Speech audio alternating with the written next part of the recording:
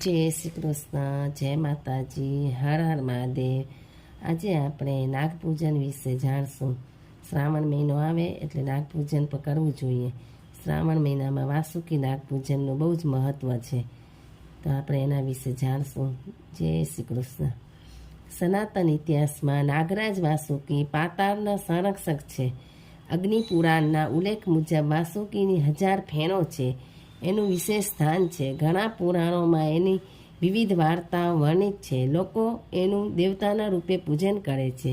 ભગવાન શિવને શ્રાવણ માસ અને નાગ બંને અતિ પ્રિય છે, એટલે નાગપંચમીમાં નાગપૂજનનું વિશેષ મહત્ત્વ છે અને નાગપૂજન કરવા આ મંત્રનો ઉપયોગ થાય છે।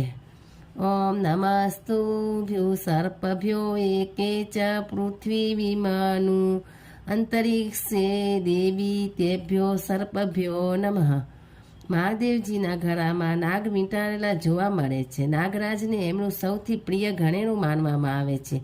ઝેરીલા જીવ સાથે એમનો આ લગાવ એમની મહાનતાનું એક કારણ છે અને આ રહસ્યને મનુષ્યને જીવનબોધ પણ આપે છે। શિવભક્તિમાં નાગોનું નામ સૌથી મોખરે રહ્યું છે। નાગરાજ વાસુકી પરમ શિવભક્ત હતા, એટલે એમને શિવને ગળામાં લપેટવાનું સૌભાગ્ય પ્રાપ્ત થયું છે। ભગવાન શિવને બધા જ જીવોના જન્મદાતા માનવામાં આવે છે। મહાદેવ તો બધા જ દેવી દેવતાઓથી અલગ છે। એમના અસ્ત્ર શસ્ત્ર વસ્ત્ર અને આભૂષણો પણ અન્ય દેવતાઓ કરતાં અલગ પ્રકારના છે। શિવભક્ત સર્પનાગ વાસુકી દીર્ઘકાળથી શિવની ઉપાસના કરતા હતા। નાગલોકોએ સૌ પ્રથમ શિવની પૂજા કરી હતી। આ સમયે નાગ વાસુકી નાગોના રાજા હતા। શિવની તપસ્યામાં સતત મગ્ન રહેતા હતા। એની આ ભક્તિ અને શ્રદ્ધાથી મહાદેવ પ્રસન્ન થયા અને વાસુકીને વરદાન માંગવાનું કહ્યું। ત્યારે વાસુકીએ ઉત્તર આપતા પ્રાર્થના કરી કે મને સદા તમારી સાથે રાખો। હું તમારા ઘરમાં વીંટાઈને સદા તમારા દાસ થવા માંગુ છું। મહાદેવ તથાસ્તુ કહીને તરત જ વાસુકીને પોતાના ઘરમાં લપેટી દીધો। અને બીજી કથા આ પ્રમાણે છે। બીજી કથા સમુદ્ર મંથન સાથે જોડાયેલી છે। સમુદ્ર મંથનના સમયે વાસુકીને જ રસી બનાવી મેરુ પર્વતની ચારે બાજુ લપેટીને મંથન કરવામાં આવ્યું હતું। આના કારણે એનું સંપૂર્ણ શરીર લોહીલુહાણ થઈ ગયું હતું। આ વાસુકીનું સમર્પણ હતું। આ સમય દરમિયાન ભગવાનને મંથન દ્વારા નીકળેલા ઝેરી વિષ પીવાનો સમય આવ્યો। ત્યારે નાગોએ પણ વિષપાન કરીને ભગવાન શિવને સહાયતા કરી હતી। આ કારણોસર ભગવાન પ્રસન્ન થયા અને તેમણે નાગરાજ વાસુકીને પોતાના ઘરમાં લપેટી લીધો હતો। ત્રીજી કથા આવી છે। જ્યારે શિવ અને માતાના વિવાહ થવાના હતા, આ સમયે શિવગણોએ પ્રાર્થના કરી કે દુલ્હાના રૂપે શૃંગાર કરી દે। મહાદેવ તો વૈરાગી હતા, એમને વળી કેવો શૃંગાર, એટલે એમણે પોતાના શૃંગારની જવાબદારી નાગોને સોંપી। આ સમયે નાગ વાસુકી એમના ઘરાનું આભૂષણ બનીને લપેટાઈ ગયો।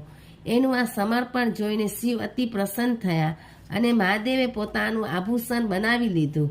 આવી ધર્મગ્રંથોમાં અનેક કથા વાર્તાઓ પ્રચલિત છે। મહાદેવે ઝેરીલા ડંખીલા નાગરાજને ઘરામાં સ્થાન આપ્યું છે। શિવ અને શિવલિંગને નાગ વાસુકી વગર અપૂર્ણ માનવામાં આવે છે। તેમજ નાગ પરંપરામાં પણ સર્પોને પૂજનીય માનવામાં આવે છે અને મનુષ્ય જાતિમાં રક્ષક માનવામાં આવે છે। વાસુદેવ ભગવાન બાલકૃષ્ણને કંસની જેલથી ચૂપાચૂપ ગોકુળ લઈ જતા હતા। આ સમયે મુસળધાર વરસાદ થયો હતો અને યમુના નદી પાર કરતા હતા, ત્યારે નદીમાં પૂર આવ્યું હતું। ત્યારે આ વાસુકી નાગે છત્ર બનીને રક્ષા કરી હતી। આમ તો ઘણી ફેરો હોવાના કારણે અને શેષનાગ સમજવામાં આવે છે, પરંતુ પુરાણોના વર્ણન મુજબ વાસુકી નાગને પણ અનેક ફેરો હતી। આ ઘટના સ્થળે પર વાસુકી નાગરાજ ઉપસ્થિત રહીને સેવા સમર્પણ કર્યા હતા।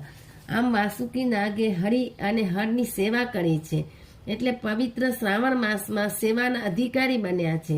એમનું પૂજન કરવાનું વિધાન છે। આમ સનાતન સંસ્કૃતિમાં નાગરાજનું ખૂબ મહત્વ રહ્યું છે। ભારતમાં એના પૂજનીય સ્થાનકો આવેલા છે। નાગપાંચમીના દર્શન માત્રથી કાળસર્પ દોષ નષ્ટ થાય છે। જય શ્રી કૃષ્ણ, જય માતાજી, હર હર મહાદેવ, જય વાસુકી નાગ કી જય। જય શ્રી કૃષ્ણ, જય માતાજી, હર હર મહાદેવ. તમને એવી જ કથા વાર્તાઓ ધાર્મિક કાંઈ પણ સાંભળવું હોય તો મારી ચેનલને લાઈક કરો, શેર કરો, સબસ્ક્રાઈબ કરો અને આગળ નવી નવી કંઈ કથાઓ કે સાંભળવી હોય તો કમેન્ટ કરો. હર હર મહાદેવ.